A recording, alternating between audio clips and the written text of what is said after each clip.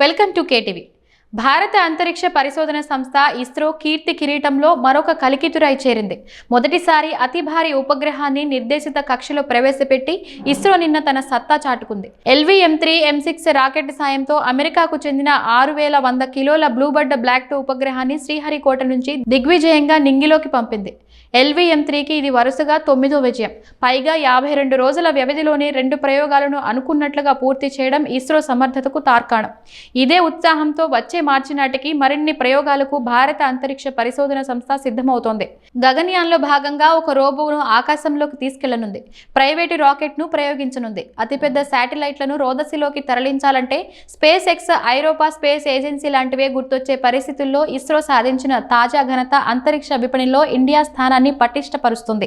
ఇస్రోపై ప్రపంచ దేశాల్లో నమ్మకాన్ని ఇమ్మడింపచేసి రాబోయే రోజుల్లో వాణిజ్య ప్రయోగాలకు మరింత ఊతమిస్తుంది. తద్వారా దేశీయ అంతరిక్ష ఆర్థిక వ్యవస్థ మరిన్ని కొత్త పుంతలు తొక్కే వీలుంది. 5 దశాబ్దాల కిందట సొంత శాటిలైట్ సాంకేతిక లేని ఇండియా దార్శనిక శాస్త్రవేత్తల కృషితో అంతరిక్ష రంగంలో వడివడిగా అడుగులు వేసింది. అనతి కాలంలోనే 104 ప్రయోగాలు చేపట్టింది. వచ్చే 15 ఏళ్లలో వాటి సంఖ్యను అంతకు రెట్టింపు స్థాయికి చేర్చాలని నిశ్చయించింది.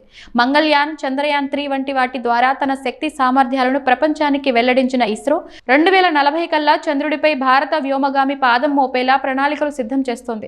అంతకు 5 ఏళ్ల ముందే సొంత స్పేస్ స్టేషన్ ఏర్పాటు చేయాలన్న ఇండియా స్వప్నాన్ని సాకారం చేసేందుకు శ్రమిస్తోంది. 2 ఏళ్లలో మానవ సహిత అంతరిక్ష యాత్రను చేపట్టేందుకు ఉద్యుక్తమవుతోంది. ఇస్రో విజయ పరంపరను గమనిస్తున్న చాలా దేశాలు వాటి ఉపగ్రహ ప్రయోగాలకు ఇండియాతోనే ఆశ్రయిస్తున్నాయి. ఈ క్రమంలో ఇంతవరకు 34 దేశాలకు చెందిన 434 ఉపగ్రహాలను ఇస్రో అంతరిక్షానికి చేర్చింది. తద్వారా దేశానికి 4000 కోట్ల రూపాయలకు పైగా ఆర్జించి పెట్టింది. ఇస్రో వెచ్చిస్తున్న ప్రతి రూపాయికి 2.5 రెట్ల ప్రతిఫలం వస్తుండడం ఆ సంస్థ అద్భుత పనితీరుకు నిదర్శనం. ఇతర దేశాలతో పోలిస్తే చాలా చౌకగా నాణ్యమైన సేవలు అందిస్తున్న ప్రస్తుతం అంతర్జాతీయ అంతరిక్ష విపణిలో ఇండియా వాటా 2%. రాబోయే 10 ఏళ్లలో దాన్ని 10% పెంచాలని కేంద్రం సంకల్పించింది. ప్రైవేటు సంస్థల భాగస్వామ్యంతో మన రోదసీ కార్యకలాపాల్లో పురోగతి వేగవంతమైంది. నేడు ఇండియా అంతరిక్ష ఆర్థిక వ్యవస్థ విలువ $840 కోట్ల. వచ్చే దశాబ్ద కాలంలో అది అంతకు 5.5 రెట్లకు పెరిగే అవకాశం ఉంది. అందులో అధిక వాటా దేశీయ స్టార్టప్ల నుంచే ఉంటుందన్నదే నిపుణుల అంచనా.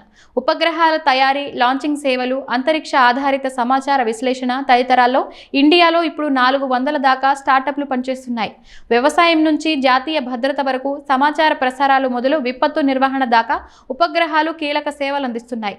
సంబంధిత ప్రయోగాలు ఇకపై ఇంకా జోరందుకోనున్నాయి. ఈ నేపథ్యంలో అంతరిక్ష కార్యక్రమ అవసరాలకు తగినంత నిపుణ మానవ వనరులను భారత్ తయారు చేసుకోవాలి. పాఠశాల స్థాయి నుంచే పిల్లల్లో వైజ్ఞానిక స్పృహ పెంచాలి.